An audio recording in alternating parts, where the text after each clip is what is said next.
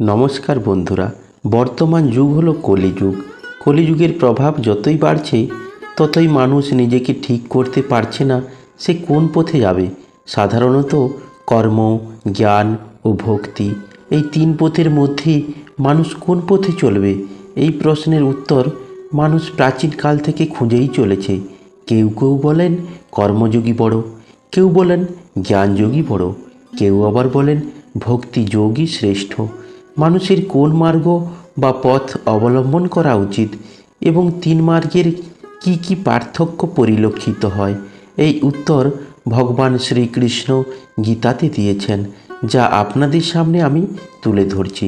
তার আগে বলে রাখি, যারা আমার এই পুরা কথাতে নতুন তারা অনুগ্রহপূর্বক সাবস্ক্রাইব করে রাখুন।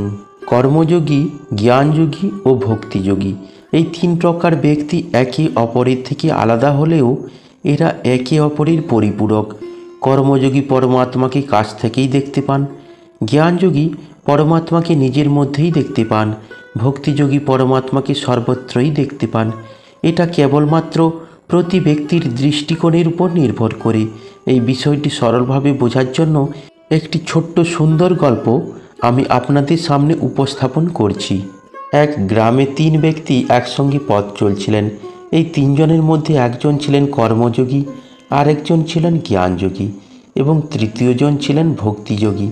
এই তিনজনের প্রত্যেকের আলাদা আলাদা গুণ ছিল এবং প্রত্যেকে নিজের নিজের গুণের জন্য প্রচুর অহংকার করত। কর্মযোগী ভক্তিযোগীদের বলতেন, ভক্তিযোগীরা সর্বদা মন্দিরে বসে থেকে পূজা অর্চনা করে সময় নষ্ট করে এবং মালা জপ করতে থাকে। এদের মধ্যে দ্বিতীয় ব্যক্তি অর্থাৎ জ্ঞানযোগী এই দুজনকে মূর্খ মনে করত।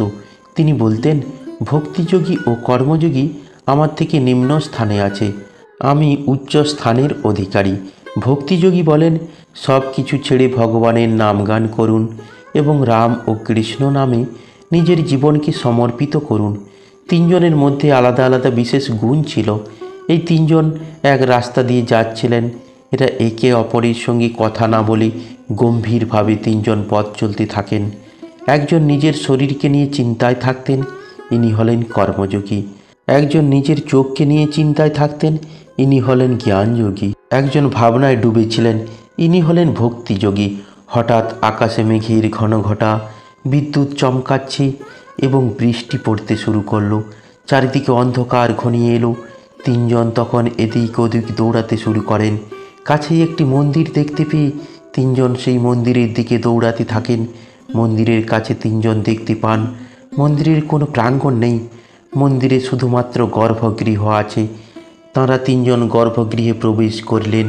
এই গর্ভগৃহে কোনো কিছু ধরে দাঁড়িয়ে থাকার মতো কোনো বস্তুই ছিল না, কেবলমাত্র ভগবানের মূর্তি ছিল। তিনজন কোনো কিছু ধরবার বস্তু না পেয়ে এই ঝড় থেকে বাঁচতে ভগবানের মূর্তিকে ধরে দাঁড়িয়েই থাকেন। কিছু সময় পরে তিনজন দেখলেন তাদের সামনে ভগবান শ্রীকৃষ্ণ প্রকট হয়েছেন। ভগবান শ্রীকৃষ্ণ স্বয়ং উপস্থিত। এই দৃশ্য দেখে তিনজনই খুব আশ্চর্যান্বিত হলেন। এই তিনজনের মধ্যে কিছু প্রশ্ন ছিল।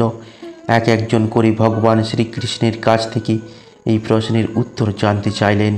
কর্মযোগী ভগবান শ্রীকৃষ্ণকে বললেন, হে প্রভু, আমি কর্ম করে করে ক্লান্ত হয়ে পড়েছিলাম, তখন আপনি দেখা দেননি। জ্ঞানযোগী বললেন, আমি সমস্ত মানুষকে জ্ঞান দিতে দিতে ক্লান্ত হয়ে পড়েছিলাম, তখন আপনি দেখা দেননি। ভক্তিযোগী বললেন, আমি ভক্তি করতে করতে ক্লান্ত হয়ে পড়েছিলাম, তখন কিন্তু আপনি দেখা দেননি।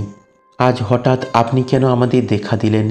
ভগবান শ্রীকৃষ্ণ বললেন, আজ আমি তোমাদের সামনে কেন প্রকট হলাম তোমরা জানতে চাও? তাহলে শোনো। আজ আমি তোমাদের সামনে প্রকট হলাম কারণ আজ তোমরা তিনজনে একসাথে আছো বলে। এই জন্য কর্ম, জ্ঞান ও ভক্তি এই তিন গুণকে যে ব্যক্তি নিজের মধ্যে সমাহিত করে নেন তিনি ভগবান প্রাপ্তি বা ভগবানের দর্শন পেয়ে যান। এটা এক প্রজ্ঞাবান ব্যক্তির পূর্ণ লক্ষণ। গীতাতে ভগবান শ্রীকৃষ্ণ অর্জুনকে কর্মযোগ, জ্ঞানযোগ ও ভক্তিযোগ এর শিক্ষা দেন। এই তিনই পথ যা জন্ম মৃত্যুর চক্র থেকে আত্মাকে বের করে পরমাত্মার কাছে পৌঁছে দেন। কর্ম করুন এবং এই কর্মকে পরমাত্মার সঙ্গে জুড়ে দিন, এটাই কর্মযোগ।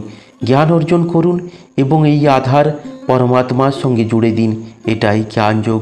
ভক্তিতে আমাদের মন ওই পরমাত্মার স্তুতি করে। সমস্ত প্রাণীর মধ্যে তারা পরমাত্মাকে খুঁজে পান। এটাই হলো ভক্তিযোগ। গীতা কঠিন প্রশ্নের সরল উত্তর। শ্রীকৃষ্ণের জীবন এবং গীতার উপদেশ এই তিন যোগ এর উপর টিকে আছে। শ্রীকৃষ্ণ গীতাতে কর্মযোগ, জ্ঞানযোগ ও ভক্তিযোগ এর কথা বলেছেন।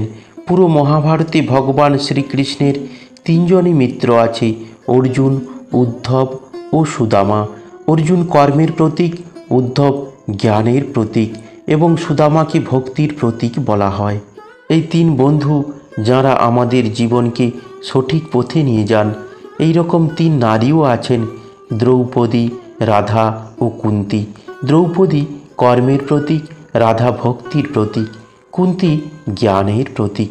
শ্রীকৃষ্ণের সমগ্র জীবন ও গীতার সারতত্ত্ব এই তিন যোগের উপর টিকে আছে। যখন যুদ্ধক্ষেত্রে অর্জুন বিপক্ষ আত্মীয় স্বজনকে দেখে দুঃখ প্রকাশ করেন, যুদ্ধ করবেন না বলে স্থির করেন, সন্ন্যাস গ্রহণ করার মনোবাসনা পোষণ করেন। অর্জুন যুদ্ধ না করার যত সম্ভব চেষ্টা করলেও কৃষ্ণ কিন্তু অর্জুনের সমস্ত চেষ্টাকে ব্যর্থ করে দিয়ে যুদ্ধ করতে উৎসাহী করে তোলেন। যখন ভগবান শ্রীকৃষ্ণ শান্তিদূত হয়ে কৌরব সভায় গিয়েছিলেন, ইন্দ্রপ্রস্থ না দিয়ে কৌরবরা যদি 5 গ্রাম দিত তাহলেও তিনি যুদ্ধ বন্ধ করতে রাজি ছিলেন। তিনি অর্জুনকে উপদেশ দেন, যুদ্ধ করো এবং যারা অধর্মের শিবিরে আছে তাদেরকে বিনাশ করো। গীতা কেবল পড়ার গ্রন্থ নয়, জীবনে চলার সঠিক মার্গ প্রদর্শক এই গীতা। সমস্ত যোগীর মধ্যে যার মন সর্বদা আমাতে লীন থাকে এবং যে শ্রদ্ধার সঙ্গে আমার ভক্তিতে নিবিষ্ট হয়, তাকে আমি সব থেকে শ্রেষ্ঠ মনে করি। প্রিয় বন্ধুরা, আশা করি আমার এই প্রস্তুতি আপনাদের ভালো লেগেছে। পরমাত্মার কৃপা সদা আপনার উপর বর্ষিত হোক। যদি আমার এই প্রস্তুতি আপনাদের ভালো লেগেছে তাহলে লাইক করুন, কমেন্ট করুন, শেয়ার করুন এবং যারা আমার এই পুরা কথাতে নতুন তারা প্লিজ সাবস্ক্রাইব করে রাখুন।